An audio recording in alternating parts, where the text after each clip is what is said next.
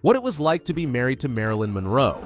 Jim Doherty married Marilyn when she was 16. On her wedding night, Marilyn asked him to stay friends. She told him how she was assaulted as a young girl. Marilyn called Jim Daddy. She'd spend hours talking about her tragic childhood. Marilyn talked a lot, but her interests were limited. She only talked about movies, groceries, and dinner. Jim couldn't talk about his job. Marilyn froze whenever he told an off-color joke. However, Marilyn was a good housekeeper.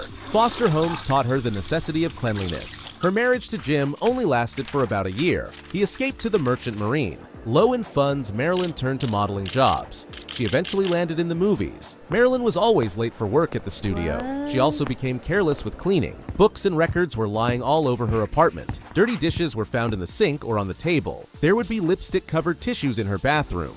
Her stockings were usually hanging over the towel rack. Marilyn married Joe DiMaggio. For a brief time, they moved into Hollywood party circles. Frank Sinatra talked with Marilyn about music. Writers introduced her to the world of books. Artists got her familiar with painting and sculpture. She wanted to discuss all the things she was learning. But Joe wanted to retire to their Beverly Hills mansion. He spent evenings in front of the TV set. He discouraged conversation even during the commercials. The couple wouldn't leave the house for months. Marilyn only came out to go to work.